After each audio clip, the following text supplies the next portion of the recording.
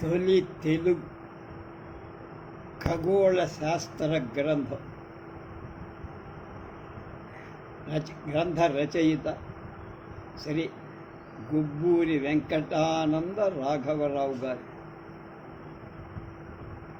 జ్యోతిర్వేద 19వ చివరి 24/8/24.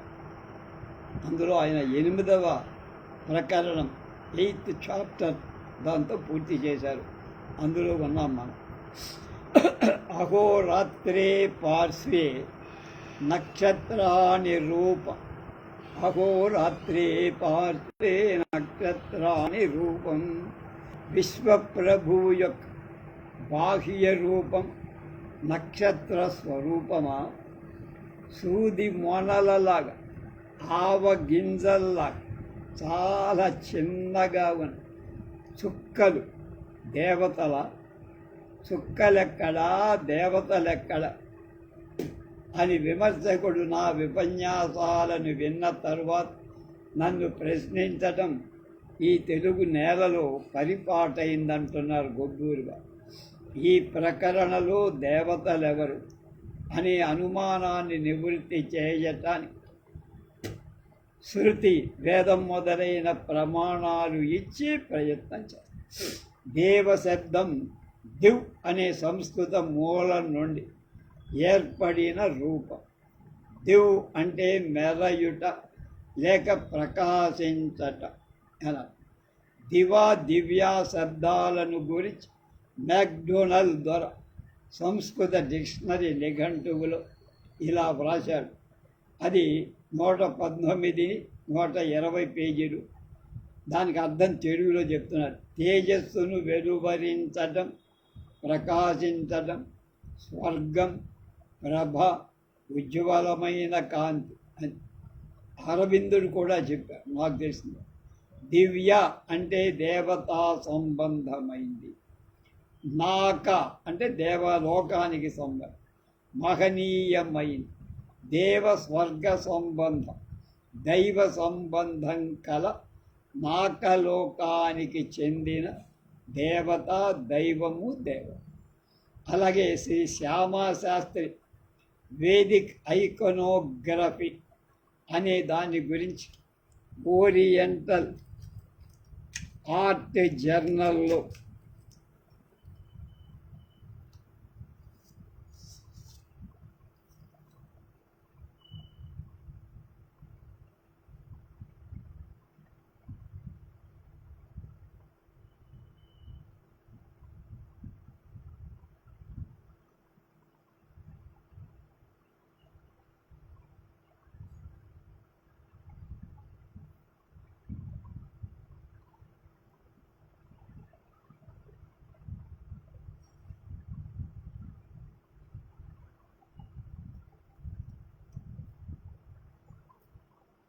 దాని గురించి ఓరియంటల్ ఆర్ట్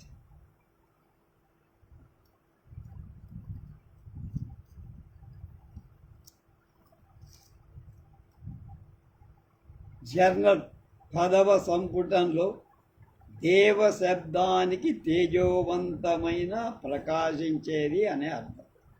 నక్షత్రం మెరసేది, వెలుగు, పొన్నమ నాడు పూర్తిగా వెలుగు, అమావాస్య నాడు కనపడకుండా మధ్య రోజుల్లో ఒక్క తేజస్సుతో వెలిగే చంద్రుడే ఆకాశంలో మెరుస్తూ ఒకప్పుడు కనపడకపోవు నభోరంగంలో సంచరించేది అని కూడా దేవశబ్దానికి వాళ్ళు ఆయన అర్థాలు రాశారు. కనుక నక్షత్రాలు ఆకాశంలో మెరుస్తాయి. చూడటానికి చిన్నవైనట్లు కనపడ్డా అవి బ్రహ్మాండ పరిమాణం కల మహాగోళాలని మనం ఈ గ్రంథంలో చాలాసార్లు చెప్పుతాం. మన సూర్యుడు ఒక చిన్న చొక్కాని, నక్షత్రాలు గొప్ప సూర్య గోళాలని. మన సూర్యుడి గురించి మనకేం తెలుసు? చాలా తక్కువ. వైజ్ఞానిక దృష్టితో పరిశీలించి చూడ, మన సూర్యుడు 8,64,000 మైళ్ళ వ్యాసాన్ని 25 లక్షల మైళ్ళ కైవారం అంటే సర్కంఫరెన్స్ కలిగిన గొప్ప గోడ. మహాగ్నిమయం, అంతా అగ్ని అక్కడ ఉండే. ఎప్పుడు హీలియం మండుతూ ఉంటుంది, హైడ్రోజన్ హీలియం. తీవ్ర అచ్చులతో మంటలతో మండే వాయు పదార్థాలు అందులో ఉన్నాయి. సూర్యగోళం భూగోళం కంటే అది 13 లక్షల రెట్లు పెద్ద. సూర్యుడిచ్చే విద్యుత్ కాంత శక్తుల మూలంగా భూమి మీద సమస్త ప్రాణులు జీవిస్తాం. అలాగే వెనక సూర్యకాంతి ప్రసరించటం చేత జీవింపగలిగిన వృక్షజీవులు దారువులలో సూర్యుడు ప్రసాదించిన శక్తులు ఇమిడి దాగివని. చెట్లలో మనకి ఇక్కడ శని వృక్షంలో అందులో అగ్ని ఉంటాడంటే సూర్యుడు ఉన్నట్టు అది. కనుక అలాంటి వృక్ష సమూహాలు నేలలో పూడి ఉండి రాక్షసి బొగ్గుగా మారుతుందని మన చిన్నప్పుడు చెప్తాం. ఇవాళ మానవులు ఈ కర్ర బొగ్గును కాల్చి ఆహార పదార్థాలు వండుకోవడానికి, యంత్రాలు నడపడానికి ఉపయోగం. కనుక వాటి చేత కావాల్సిన పనులు చేసి సుఖపడు. ఈ పనులన్నీ జరగటానికి కావలసిన శక్తి, క్రియా నిర్వహణ సామర్థ్యం వెనకటి కాలంలో సూర్యకిరణాలు ఈ భూమి మీద ప్రసరించటం చేత వృక్షజీవులు వాటిని గ్రహించి తమలో భద్రపరచుకున్నారు. మనకిప్పుడు వాటి ద్వారా అది లభిస్తుంది. అంటే బ్యాంకులో ఉన్నట్టుగా ఆనాడు వృక్షజీవులు సంగ్రహించి నిలవ చేసి దాచిన శక్తులను ఇవాళ మనం బొగ్గుల రూపంలో ఉపయోగించు. కనుక వృక్షజీవుల పైన, ఓషధుల పైన సూర్యరశ్మి ప్రకాశించటం చేతని సమస్త జంతువుల ప్రాణధారణ, మానవ కోట్ల ప్రాణధారణ అవసరమైన ఆహారమంతా అంటే జీవించడం లభిస్తుంది పదార్థం. పొద్దున సూర్యుడితో మానవుడు లేస్తాడు. సూర్యుడు అస్తమించటంలో కన్నులు తారించుకొని విశ్రాంతి తీసుకోండి. ప్రత్యక్షంగానో పరోక్షంగానో మన జీవితం ప్రతి క్షణం సూర్యుడిపై ఆధారపడి అలాంటి అనేక విషయాలు ఆలోచించగా చక్కగా తెలిసికొని మన వాళ్ళు సూర్యాత్మ జగత అన్నారు. ఇది సృష్టిలో ఒక సూర్యుడి విషయం. ఇలాంటి సూర్యగోళాలు విశ్వంలో ఒకట లెక్కలేన. సప్తదిశో నానా సూర్య, బ్రహ్మాండ పరిమాణం గల సూర్యగోళాలన్నీ అవి నక్షత్ర రూపాలుగా ఉన్నాయని మన వేద ఋషులు ఎన్నో పరిశోధనలు చేసి చెప్పారు.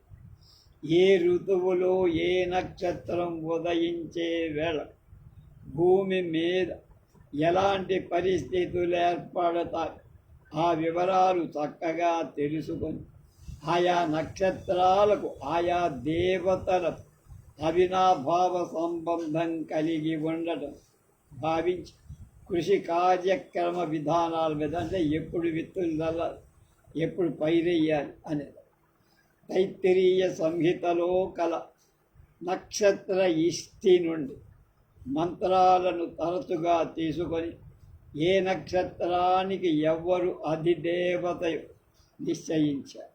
ఏ విధం చేత చూసిన నక్షత్రాలు దేవతలు అనటంలో ఆశ్చర్యం పడాల్సిందేం లేదు.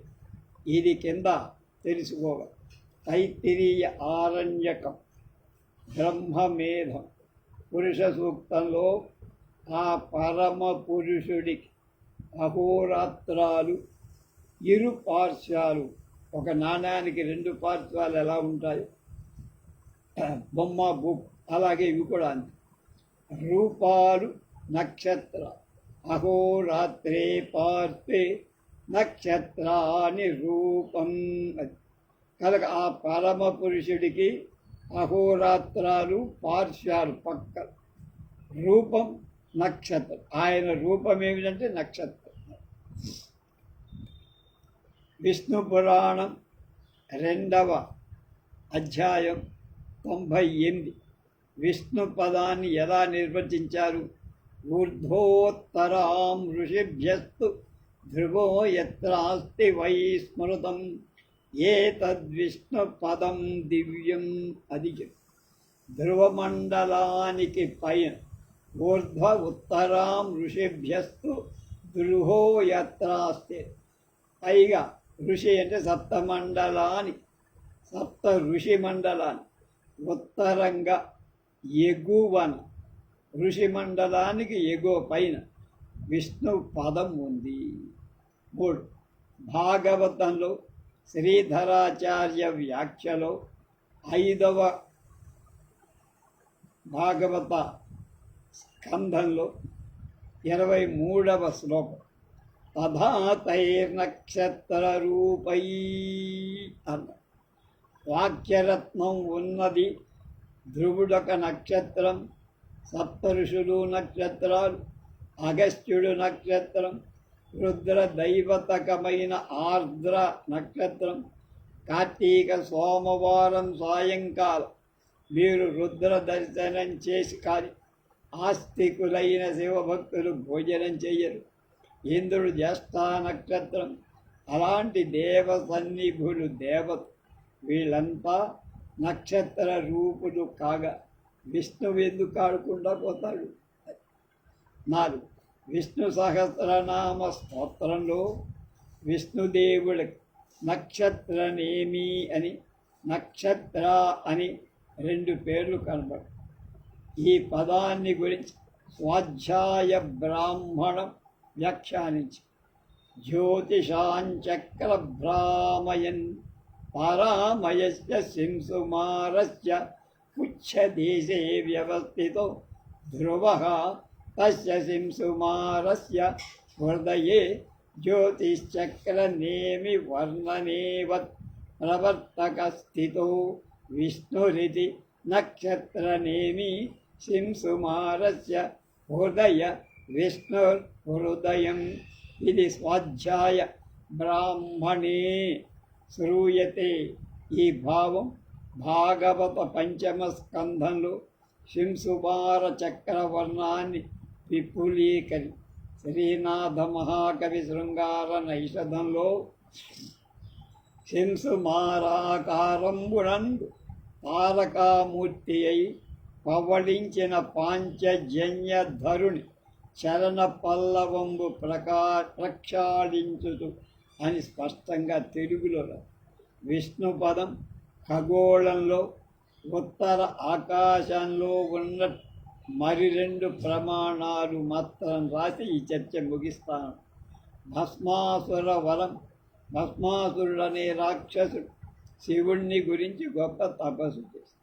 శివుడు ప్రత్యక్షమై వరం కోరుకోమంటే ఎవడి శిరస్సు నా పైన పెట్టినా ఆ శిరస్సుతో ఆ వ్యక్తి భస్మం కావాలి. నేను ఎవరి మీద చేయరు, తల మీద చెయ్యి పెట్టే ఆ పెట్టబడిన వాడు దగ్ధమైపోవాలి, భస్మమై అని వరం ఇచ్చాను అని శివుడు వరం ఇచ్చాడు. వరం నిజమా కాదా దాఖలు చేసుకోవాలిగా. అందుకని ఆ రాక్షసుడు వరప్రసాద అయిన శివుడి మీద తల మీదే చెయ్యి పెట్టడం ప్రయత్నం. ఆయన హడలిపోయి పారి ఉత్తర దిక్కుకు పరిగెత్తి. అప్పుడు అసురుడు కూడా వెంటనే పరమపదం చేరి అందొక పొట్లకాయలో దూరి శివుడు అదృశ్యమై అతని దురవస్థకు జాలిపడి విష్ణు మాయలాడి భస్మాసురుడు తన హస్తం తన శిరస్సుపై పెట్టుకునేట్లుగా చేశాడని సంగతి మనకు తెలుసు. దానితో భస్మాసురుడు భస్మాసురుడు వెనుదగిలినప్పుడు ఈశ్వరుడు ఉత్తర దిక్కునకు పరిగెత్తి, అంటే ఆయన వెంబడించినప్పుడు ఈశ్వరుడికి అక్కడికి పోయాడు, ఉత్తర దిక్కుకు వైపుకు వెళ్ళాడని ఇందాక చెప్పుకొని. భాగవతం కూడా 10వ స్కంధంలో 88వ అధ్యాయం 24వ శ్లోకం తేనో ససృష్టః సంత్రస్తః పరాధావన్ స వేపధుః యావదంతం దివో భూమే కాష్ఠానాం ఉదగాదుదక్. అజానంత 25 అదే 25 అజానంతః ప్రతివిధం తూష్ణీమాసన్ సురేశ్వరాః తతో వైకుంఠమగమద్ భాస్వరం తమసః పరం. భస్మాసురుడికి భయపడి పైగెత్తి శివుడు తాక్కోవటానికి పొట్లకాయ జాతికి లింగ పొట్లకాయలని పేరు. ఇవాళకి కూడా ఆ పేరు ఉందట, లింగ పొట్లకాయ. రెండవది మార్కండేయ ఉపాఖ్య. మార్కండేయుడు ప్రళయ జలం మీద బహుయుగాలు తపస్సు చేసి చివరకు తూర్పు ఉత్తర దిక్కున వటపత్రశాయి అయిన విష్ణు భగవానుడిని సందర్శించి, ఈశాన్య దిశ ఉత్తరకి తూర్పుకు మధ్యలో ఉంటుంది. భాగవతంలో 12వ స్కంధం 12, 9లో 20. స కదాచిత్ భ్రమం తస్మిన్ పృథివ్యాః కకుదిద్విజః యగ్రోధపోతం దదృశే ఫలపల్లవశోభితం. 21వ శ్లోకం, ఇందాక 20. ప్రాగుత్తరస్యాం శాఖాయాం తస్యాపి దదృశే శిశుం శయానం వర్ణపర్ణపుటకే గ్రసంతం ప్రభయాత్ తమహాత్. ఈ ప్రమాణాలన్నిటినీ జాగ్రత్తగా ఆలోచిస్తే విష్ణు భగవానుడు ఖగోళంలో ఉత్తర ఆకాశంలో నక్షత్ర రూపి అయి వెలుగుతూ ఉన్నట్లుగా స్పష్టం. ఈ విషయం ఇంకా బలవత్తరంగా రుజువు చేయటానికి ఇంకా కొన్ని సాధనాలు ఉన్నాయంటున్నారు. సంవత్సరం పొడగున విష్ణుదేవుడి ప్రీతికరంగా చేయబడే ఆరాధన, పండగలు, పర్వాలు, ఉత్సవాలు, నిరాహారాలు, విందులు, సంతర్పణలు ఇవన్నీ విష్ణు నక్షత్ర గమన రీతులను బట్టే ఏర్పడ్డాయని తృప్తిగా రుజువు చేయగలిగితే ఈ విషయాన్ని ఇంకా ఎవ్వరికీ అనుమానాలు రావాల్సిన పని లేదు. నేను ఆ పనిలో ఉంటున్నాను.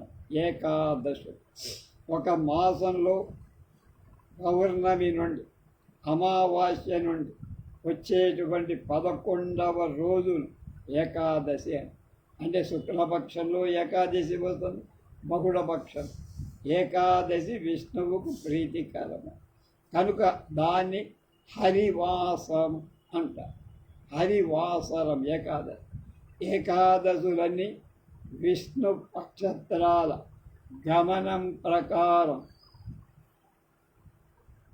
సంబంధం కలిగి మన శేషసాయి చిత్రపటంలో స్వాతి మొదలు శ్రవణం వరకు గల నక్షత్ర సమూహం విష్ణు రూపంలో చేరిందే. ప్రతి ఏకాదశి శిష్టులకు ఉపవాసం మంచి సంప్రదాయం ఉంది. విష్ణు భక్తి గల ఆస్తికులంతా ఆ రోజు నిరాహార దీక్ష చేస్తారు. మర్నాడు ద్వాదశి నాడు పారాయణం చేస్తారంటే భోజనం చేస్తారు. బ్రాహ్మణులు ఎవరికో పెట్టి అట్లాగే మనకి అంబరీషుడు అలాగే చేస్తారు. బంధుమిత్రులతో విందు చేస్తారు. సమర్థులైన వారు సంతర్పణ చేస్తారు. విష్ణువుకు ప్రీతికరమైన ఏకాదశులలో ముఖ్యమైన వాటిని గురించి తెలుసు. అలాగే ఆ దేవుడి పరివారంలో ముఖ్యులైన కొందరు దేవతలకు జరిగే పండుగల గురించి కూడా తెలుసుకునే ప్రయత్నం చేద్దాం. ఆషాఢ శుక్ల ఏకాదశి. ఈ ఏకాదశి శయన ఏకాదశి మన్నే చూసాం మనం. తొలి ఏకాదశి అని. శయనం అంటే పడుకోవడం. విష్ణుదేవుడు పడుకునే ఏకాదశి. ఈ ఏకాదశి సాయంకాలం సూర్య అస్తమయం కాగానే ఉత్తర ఆకాశంలో శేషసాయి చిత్రంలో చూపినట్లుగా విష్ణుమూర్తి పడుకున్నాడని నాటి నుండి 4 నెలల వరకు విష్ణు భగవానుడు నిద్రలో ఉంటాడని మనం చెప్పుకుంటాం. అందుకనే యతులు స్వాముల వాళ్ళు ఈ చాతుర్మాస్య దీక్ష ఇప్పటి నుంచే ప్రారంభిస్తారు. అప్పటి నుండి చాతుర్మాస్య వ్రతం ప్రారంభమవుతుంది. అదిగో చెప్పారు. కనుక వానాకాలం అవ్వడం చేత ప్రయాణాలు కూడా చేయటం కష్టం. కనుక ఊరూరా తిరిగి భక్తులకు ఇబ్బంది కలిగించడం తమకి ఇబ్బంది కలుగుతుందని సాధులు, సన్యాసులు, మహాస్వాములు వీళ్ళంతా కూడా ఒక చోటనే ఉండి చాతుర్మాస్య దీక్ష అని పేరుతో ఉంది. అక్కడ దగ్గరకు వచ్చినటువంటి వాళ్ళకి చక్కగా జ్ఞానబోధ చేస్తూ ఉంటారు. యజ్ఞాలు, యాగాలు, నామ సంకీర్తనలు ఇలా చేస్తారు. ఈ 4 నెలల తర్వాత వర్షాలు ఉండవు కనుక ఎప్పటిలాగా మళ్ళా దేశ సంచారం చేస్తారు. ఆహార విషయంలో గృహస్థులు కూడా చాతుర్మాస్య వ్రతాన్ని అవలంబిస్తారు. మొదటి వాన కురిసినప్పట ఎక్కడ చూసినా పచ్చని మొక్కలు, పాదులు మొలుస్తాయి. వీటిని ఆశ్రయించి క్రిమికోట్లు దేహ ఆరోగ్యాన్ని భంగం కలిగి కనుక ఆరోగ్య రక్షణగా ఆనాటి నుండి 1 నెల రోజులు శాఖపాకాలు తినరు. ఆ రోజుల్లోనే సూర్యుడు దక్షిణాయనంలో ప్రవేశిస్తారు. ఏటికి ఎదురీదినట్టు కంటే మనకి జూలై 17 ఈ దక్షిణాయనం కష్టతరం. అక్కడ చాలా ఇబ్బందికరమైన రోజులు. అనేక కార్యాలకు అప్రశస్తం. అక్కడ మంచి పనులు ఏం చెయ్యాలి అంటే పెళ్ళిళ్ళు, పేరంటాలు, గృహ ప్రవేశాలు, ఉపనయనాలు అలాంటివి ఏం చేయాలి. కనుక విశ్వరక్షకుడి నిద్రావస్థలో జగత్తు తారుమారైపోతున్నట్టుగా భావిస్తారు. తర్వాత 2 భాద్రపద శుక్ల ఏకాదశి. భాద్రపద శుక్ల చవితి మనకి వినాయక చవితి చెప్పుకున్నాం. మనకు వచ్చేది అదే. మనకి ఈ ఏకాదశికి పరివర్తన ఏకాదశి. ఒకసారి గురువు గారు పడుకున్నవాడు పక్కకు ఉరుగుతాం విష్ణుమూర్తి. కనుక సంస్కృత భాషలో పరివర్తనం అంటే మార్పు, తిరగటం. విష్ణు భగవాన్ 2 నెలలకు ఒకసారి పక్క పడుకొని పెమ్మట ఒత్తిగిలి రెండవ పక్కకు ఒరుగుతారు. అది కనుక ఈ ఒత్తిగిలిన పక్కకు తిరిగి పడుకున్న దాన్ని పరివర్తనం ఏకాదశి. జ్యోతిశాస్త్ర రీత్యా అంతవరకు సూర్యాస్తమానం కాగానే పడమటి వైపు వాలి ఉన్న విష్ణు నక్షత్రం అప్పటి నుండి పడమట అస్తమించి ఆ తర్వాత కార్తీక మాసంలో తూర్పున ఉదయించటానికి సిద్ధమవుతుంది. ఇలా పడమట నుండి విష్ణు నక్షత్రం తూర్పు మరలటంలో కలిగే మార్పే పరివర్తన. ఇదే పరివర్తన ఏకాదశి. విష్ణువు దుర్లాడు పక్కకి అనుకుంటాం. స్వాతి మొదటి శ్రవణం వరకు విష్ణు నక్షత్రాలే. కనుక శ్రవణ నక్షత్రంలో విష్ణువు యొక్క ఇది చేస్తుంటారు, పుట్టినరోజు చేస్తారు. ఇక 3వది అనంత పద్మనాభ చతుర్దశి. పరివర్తన ప్రారంభమైన ఏకాదశి 3 రోజుల తరువాత వచ్చే చతుర్దశి అనంత చతుర్దశి అంటారు. అంటే అనంత శక్తి సంపన్నుడు, సర్వవ్యాపి, అపారమైన కాలమే స్వరూపమైన ఆయన వేరుగా ఎక్కడో 4 చేతులు 5 మొహాలు పెట్టుకోల్లా కాలమే స్వరూపంగా కలిగిన అనంత పద్మనాభ దేవుణ్ణి విష్ణు భక్తులు ఆ రోజున పూజ చేస్తారు. చతుర్దశిన దేవా మాకు మేలు తలంచి శుభాలు ఇచ్చి త్వరలో పునర్దర్శన లాభం అనుగ్రహించు అన్నట్టుగా భక్తులు ఆనాడు అనంత పద్మనాభుణ్ణి పూజించి అనంత వ్రతం చేస్తారు.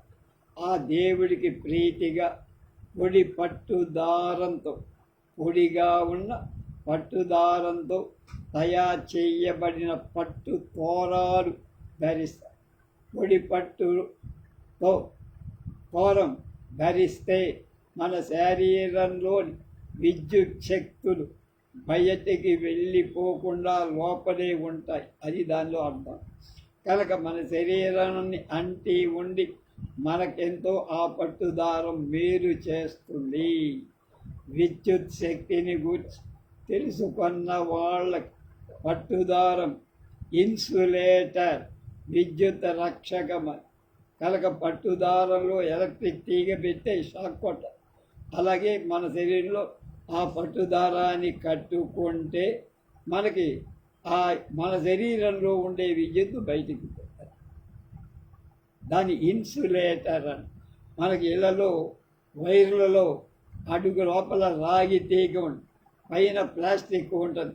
ఆ ప్లాస్టిక్ దాన్ని ఏమంటారో ఇన్సులేటర్ అంటారు, రక్షకం అన్నమాట. అది మనకి బజార్లో మోటార్ బైక్ మీద పోతుంటే హెల్మెట్ పెడతాం, అది రక్షకం అని. అట్లాగా తత్పూర్వం 1 సంవత్సరం ధరించట చేత చెవికి వానకారుతో జీర్ణమై పాత తోరాలు పారేసి ఆనాడు కొత్త తోరాలు కూడా కడతారు. ఇప్పుడది వైశాఖ చతుర్దశి నాడు.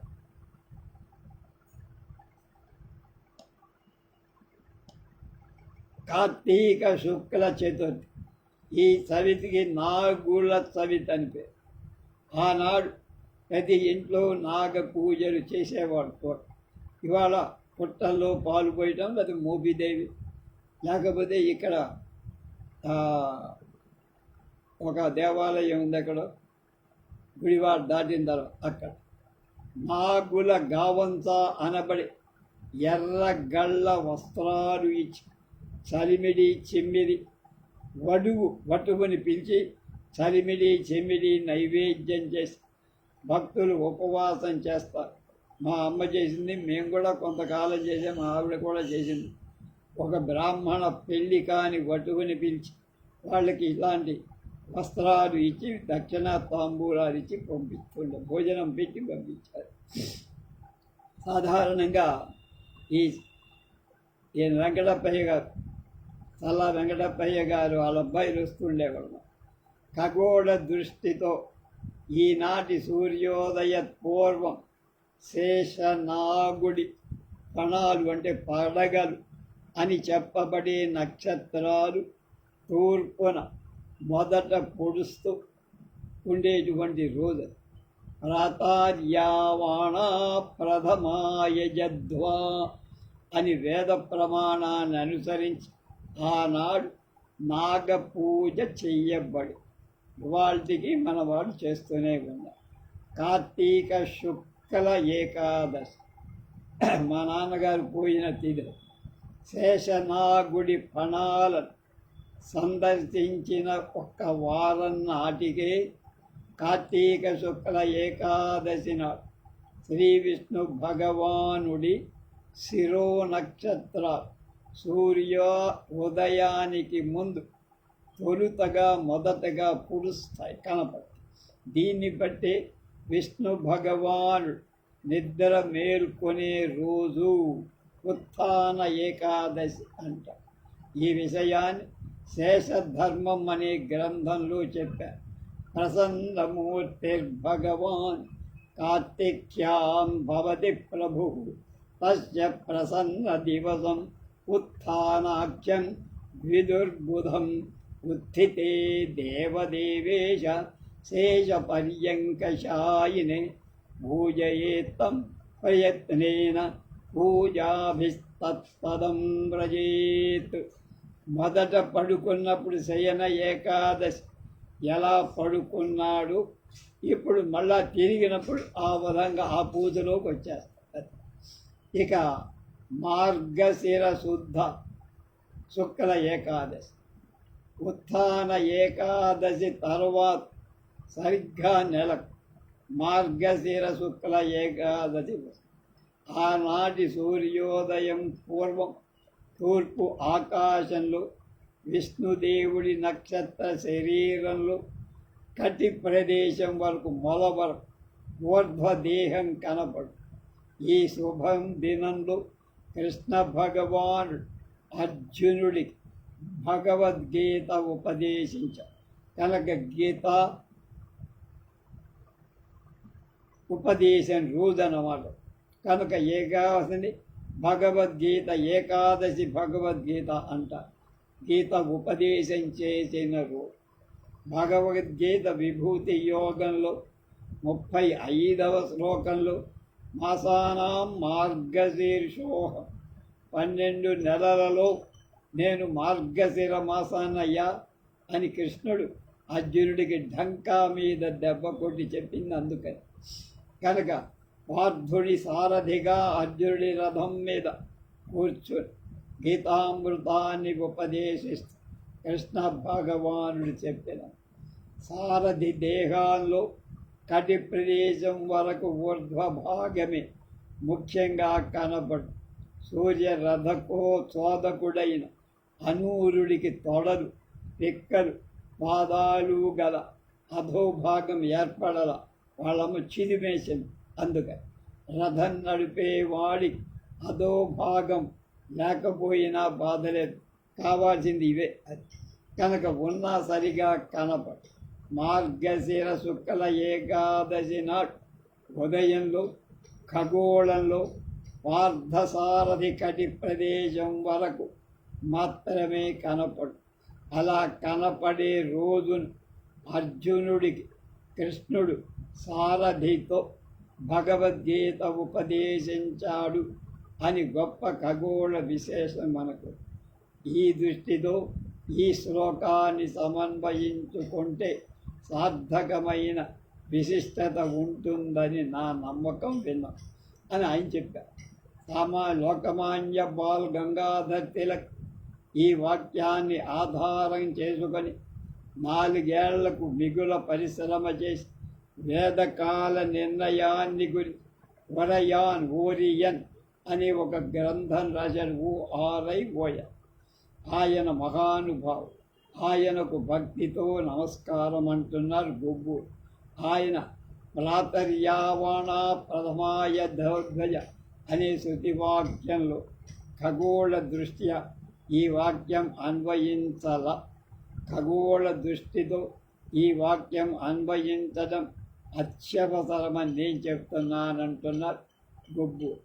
వైకుంఠ ఏకాదశి పుష్యశుద్ధ ఏకాదశి మార్గశిర శుద్ధ ఏకాదశి నాటి గురు అంటే మొల వరకు మాత్రమే కనబడే విష్ణు నక్షత్ర రూపం నఖశిఖ పర్యంతం పుష్యశుక్ల ఏకాదశి ఆపాదమస్తకం కాళ్ళ నుంచి తరద పూర్తిగా మొదటిసారిగా సూర్యోదయ పూర్వం ఖగోళంలో కూడబడుతాయి.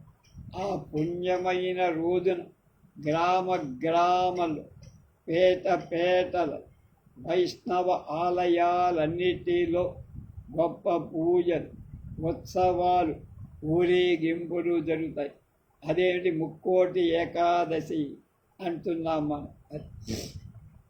ఉత్తర ద్వార దర్శనం చేస్తాం. శ్రీరంగం, పండరీపురం మొదలైన వైష్ణవ మహాక్షేత్రాలలో జరిగే భజనలు, ఉత్సవాలు మాటలతో వర్ణించరు. ఇక భీష్మ ఏకాదశి పుష్యశుద్ధ ఏకాదశి తరువాత ఒక నెల మాఘ శుక్ల ఏకాదశి వస్తుంది. విష్ణు భక్తులలో ముఖ్యుడు ధనిష్ట నక్షత్ర దేవతలైన అష్టవసువులలో ఒకడు అయిన భీష్ముడు పరమపదం పొందిన పుణ్య రోజు. అది పుణ్య దివం, అంటే దివ్యమైన దినం. భీష్ముడు కౌరవ పాండవులకిద్దరికీ పితామహుడు. మధ్య వచ్చిన పురుషత్వం గల శిఖండిచే పురుషింపించి అర్జునుడు ఘోర అస్త్ర ప్రయోగం చేసి ఈ దేవవ్రతుణ్ణి పడగొట్టి ఉత్తరాయణ పుణ్యకాలం వచ్చేవారు ఆ మహానుభావుడు ఆ బాణాల పరుపు మీద పంపశయ్య మీద అలాగే ఉండి దేహం చాలు. ఆ దేవవ్రతుడు పరమపదం చేరిన పుణ్యమైన రోజు ఈ ఏకాదశి పుష్యశుద్ధ పాల్గొన శుక్ల ఏకాదశి, చైత్ర శుక్ల ఏకాదశి. పాల్గొన శుక్ల ఏకాదశి నాటి అర్ధరాత్రంలో విష్ణు నక్షత్రాలు ఉదయి విష్ణుమూర్తి పుట్టి పెద్దవాడయ్యాడు. వివాహ యోగ్య వయస్సు వచ్చిందని పండిత పామర్ అనేక దేవాలయాలు దేవుడికి కళ్యాణ మహోత్సవాలు చేస్తారు. శ్రీకూర్మం, వాడపల్లి, ఉప్మాక మొదలైన ఉపమాక అంటే విశాఖపట్నం వెళ్ళే దారిలో మొదలైన అనేక పుణ్యక్షేత్రాల్లో ఈ పాల్గొన శుక్ల ఏకాదశి నాడు స్వామి కళ్యాణం చేస్తారు. మరొక నెల గడిచి చైత్రమాసం వచ్చేటప్పటికి చైత్ర శుక్ల నవమి శ్రీరామను ఏకాదశి నాడు అనేక స్థలాల్లో సీతా కళ్యాణ మహోత్సవం కూడా జరుగుతారు. సీతా కళ్యాణం శ్రీరామ నవమి నాడు చేస్తారు. ఏకాదశి నాడు కళ్యాణం జరుగుతారు. పౌర్ణమి నాడు ఒంటిమిట్టలో శ్రీరామ నవమి కలిపి చేసి స్వామివారికి కళ్యాణం కూడా అప్పుడే చేస్తారు. వైశాఖ మాధవ మాసం. మాధవుడంటే విష్ణు లక్ష్మి యొక్క భర్త. విష్ణుదేవుడు శ్రీ మహాలక్ష్మికి భర్త కనుకున మాధవుడు, మాకి ధవుడు, లక్ష్మికి భర్త. ఉమాధవుడు, ఉమాకి భర్త ఎవరు? పరమేశ్వరుడు శివుడు. ఈ మాసంలో సూర్యాస్తమయమైంది మొదలు సూర్యోదయం వరకు రాత్రి మహావిష్ణువు సందర్శనం లభించటం చేత ఇది మాధవ మాసం అనే పేరు వచ్చింది. రాధే విశాఖే, అలాగే విశాఖ నక్షత్రానికి రాధ అనే పేరు ఉంది. రాధా నక్షత్రంతో కూడిన పౌర్ణమి ఉండటం చేత వైశాఖానికి రాధామాసం అని పేరు. శ్రీకృష్ణ పరమాత్మ రాత్రి అంతా రాధతో గడిపే నెల. రాధా జీవాత్మ, కృష్ణుడు పరమాత్మ. రాధాకృష్ణుల ప్రణయం జీవాత్మ పరమాత్మల సంయోగమని భావిస్తారు భక్తులు. వైశాఖంలో 6 నెలలకు ఒకనాడు కార్తీక మాసం, సరిగ్గా దీనికి 6 నెలలకు కార్తీక మాసం కనుక వైశాఖమంతా విష్ణుదేవాత్మకు, కార్తీకమంతా శివదేవ. ఆ మాసంలో సూర్యోదయానికి ముందు విష్ణు నక్షత్రాలు ఉదయించటానికి ముందే విశాఖ నక్షత్రం ఉదయిస్తుంది. సూర్యోదయ వేళ విష్ణుమూర్తి రాధా నక్షత్రంతో కలిసి ఉంటాడని భక్తులు కార్తీకంలో రాధా సమేత కార్తీక దామోదరుని ధ్యానించి అర్ఘ్యపాద్యాలిస్తారు. కార్తీక మాసంలో దామోదరుడు ఎందుకంటే కార్తీక దామోదరుడు అంటే అదే అన్న. ఆ నక్షత్రం రాధా నక్షత్రం ఉదయిస్తుంది కనుక కార్తీక దామోదరన్ మనకి బ్రాహ్మణ్ణి పెట్టుకొని కార్తీక దామోదర స్వరూప బ్రాహ్మణ అమృతమస్తు అని పెడతాం. అందుకే అన్ని అర్ఘ్యాలు ఇస్తాం.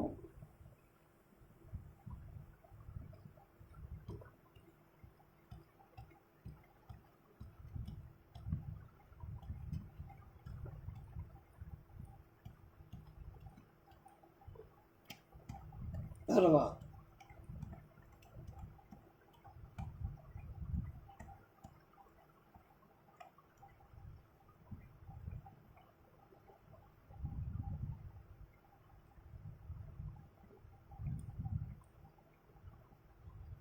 వైశాఖ శుక్ల తృతీయ, దాన్ని అక్షయ తృతీయ అంటాము.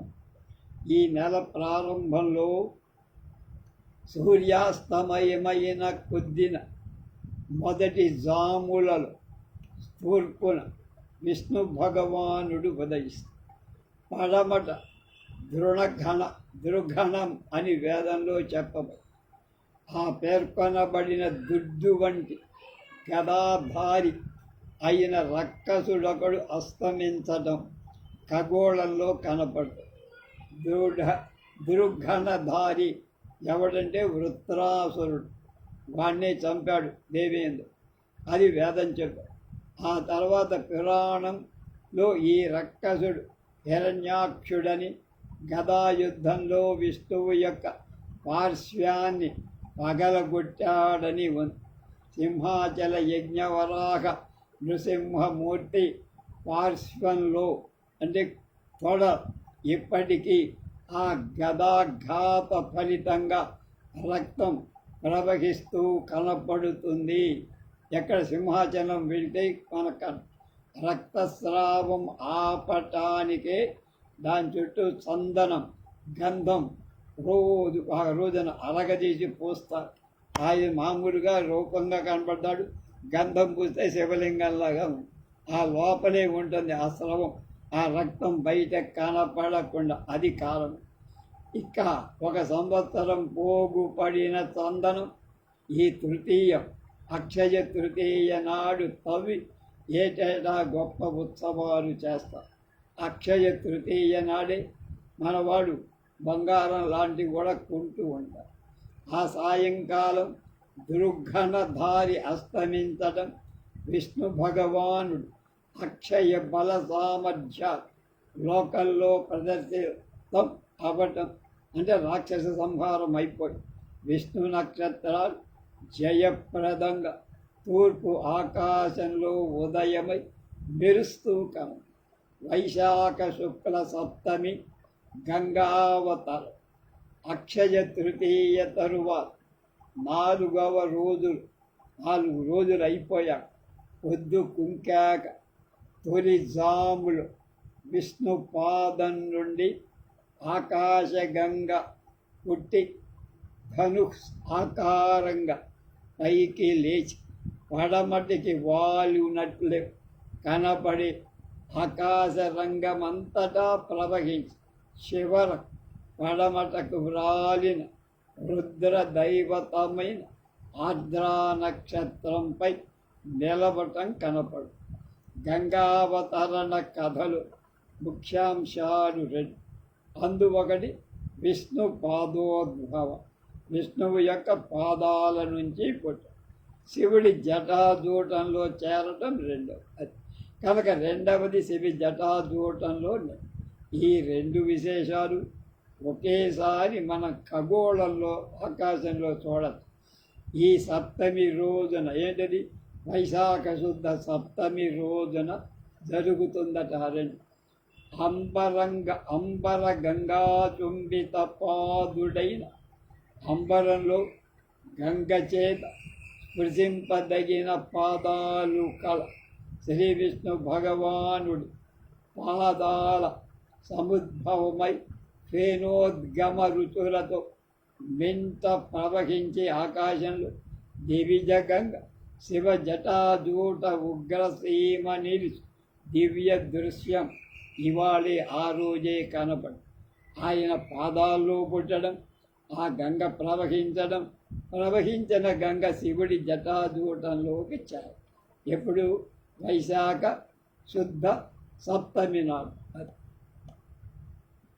అంతకు ముందు రోజులలో ఈ వేళ విష్ణు పదం అస్సలు రాదని కనపడుతుంది.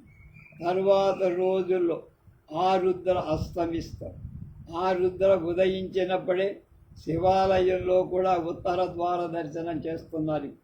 కనుక ముఖ్యంగా ఈ సప్తమి గంగోత్పత్తి జరిగేటువంటి రోజు. జ్యేష్ఠ శుక్ల ఏకాదశి. జ్యేష్ఠ మాసంలో విష్ణుమూర్తి త్రివిక్రముడుగా పూజింపబడతారు.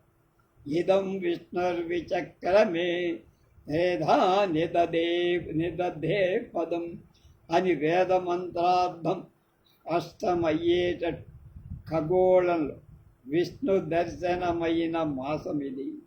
ఏవం ప్రవర్తితం చక్రం, ఈ విధంగా మాసం విష్ణు దర్శనమైన మాసం ఇది.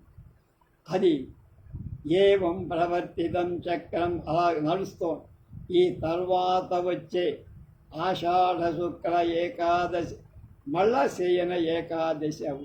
కాబట్టి ఇదంతా ఒక చక్రంలాగా జరుగుతూనే ఉంటుంది ప్రతి సంవత్సరం. విష్ణుదేవుణ్ణి స్తుతించే పద్యాలు శ్లోకం. సర్వత్ర సంస్థితం దేవం తం వందే పురుషోత్తమం.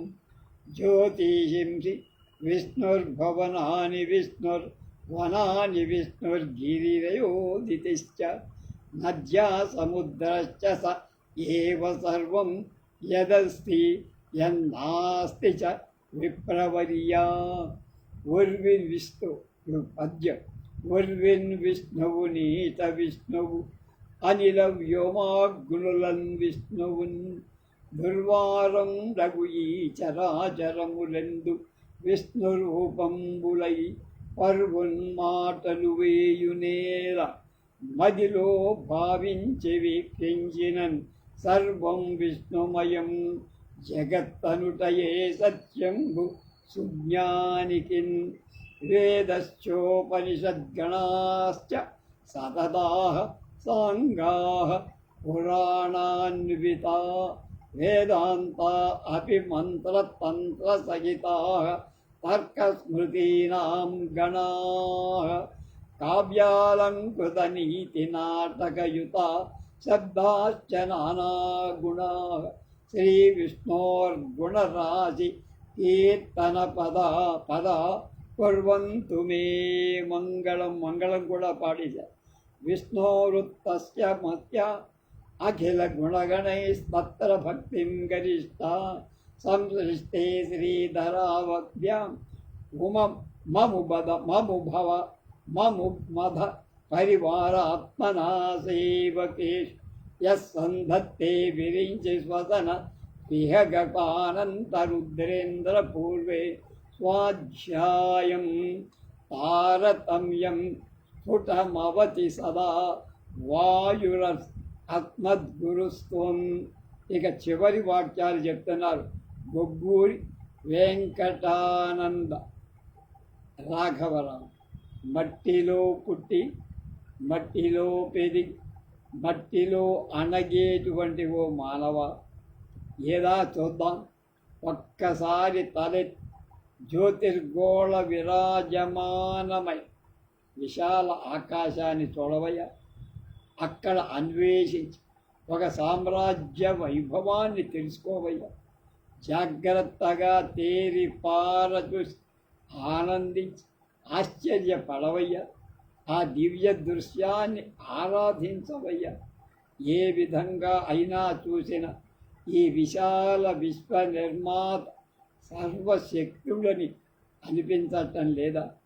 జ్యోతిర్గోళ రూపాలైన జ్వాలాక్షరాలతో సర్వేశ్వరుడి నామం ఎంతటిగా తేజరిల్లుతోందో చూశావా, కనుగొన్నావా అని హేమస్సుసతి, హేమస్ అనేటువంటి ఇతర దేశానికి చెందిన ఒక స్త్రీ, ఆమె సతి అంటారు, ఆమె మిసెస్ అంటాం, మిసెస్ హేమస్ అని ఆమె రాసింది. మళ్ళా మట్టిలో పుట్టి మట్టిలో పెరిగి మట్టిలో అణిగేవో మానవ మాత్ర ఏది ఒక్కసారి చూడు. ఒక్కసారి తలపైకెత్తి జ్యోతిర్గోళ విరాజమానమైన వినీల ఆకాశం వైపు చూడరా. అన్వేషించి ఒక సామ్రాజ్య వైభవాన్ని తెలుసుకో. జాగ్రత్తగా తేరి చూసి ఆనందించి ఆశ్చర్యపడరా. ఆ దివ్య దృశ్యాన్ని ఆనందించవయ్యా. ఏ విధం చేత చూసిన ఈ విశాల విశ్వాన్ని నిర్మించిన సర్వశక్తుడు ఉన్నాడు, ఆయనే అని అర్థమవట్లేదా? జ్యోతిర్గోళ రూపాలైన జ్వాల అక్షరాలతో, జ్వాలలు అనే అక్షరాలు సర్వేశ్వరుడి పేరంతటా తేజరిల్లుతోంది కదయ్యా, కనుక్కున్నావా అన్నదట మిసెస్ హేమన్ అనే. భూమిపై పాదాలు ఆనించి తలపైకి నిర్మలం నిశ్శబ్దం అతి గభీరమైన ఆకాశరంగాన్ని పరిశీలించినప్పుడు మనలను ఆ నభోరంగం అంటే ఆకాశం మనోరంజకంగా ఆకర్షించుకోగలుగు. ఆ ఆకర్షణతో పాటు మన మనస్సులలో భయభక్తులు చెలరి అనితర సాధ్యమై సంభ్రమాలు ఆశ్చర్యాలు కూడా కలుగు.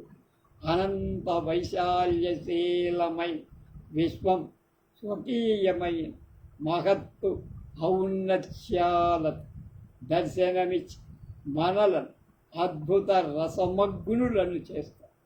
పరమ పదాన్ని చేరుకొని పరాత్పరుడు సమ్ముఖంలో నిలబడి అంటే దేవుడి దగ్గర స్వహస్తాలతో లిఖించి అతడు రచించి ఉంచిన జ్యోతిర్వేద సంపుటాన్ని అనుగ్రహంతో విప్పి ఒక్కొక్కటి మనకు చూపి అందిస్తున్నట్టు కనపడటం లేదా? ఆ పరమ పదంలో అద్భుత తేజంతో ఉండేటువంటి ఆ దేవదేవుని సన్నిధానం మనకు లభించినట్టు మహదానంద భరితలం అవటం లేదా అని మ్యాండర్ అనే ఆంగ్లేయ ద్వారా రాసి. ఇంకొకటి, అతడు ప్రభు సర్వవ్యాపి, అన్ని చోట్ల వ్యాపించి సర్వశక్తులు అన్ని శక్తులు ఆయన సర్వంతర్యామి, ఎక్కడైనా తెలగ సమస్తం తెలిసిన ప్రోడ గడుగ్గ గతం అవగతం కూడా అనంతాలే అయిన అతని మహాద్భుత దృష్టిలో అవి వర్తమాన కాలంతో నిత్యం అతని ఎట్ట ఎదుట మనని చూపిస్తున్న కొద్దిగాను మరీ కొద్దిగాను పరమాణు ప్రయుతంగా పరమాణువు కంటే చిన్నగాను ముఖ్యం కాందు ఏదైనా ప్రతి విషయము యొక్క సంపూర్ణ చరిత్ర ఆ మహానుభావుడి ఎప్పుడూ తెలుస్తుంది, దృగ్గోచరం. అలాగే అనంత మహిమాఢ్యమై అపార శక్తి సంపన్నమై అతడి మహాద్భుత చైతన్యం పరిపూర్ణమై భూత భవిష్యత్తు వర్తమాన త్రికాలాలలో ఉండి ఉండగల సమస్తానికి ఏలికై ఒప్పుతోంది.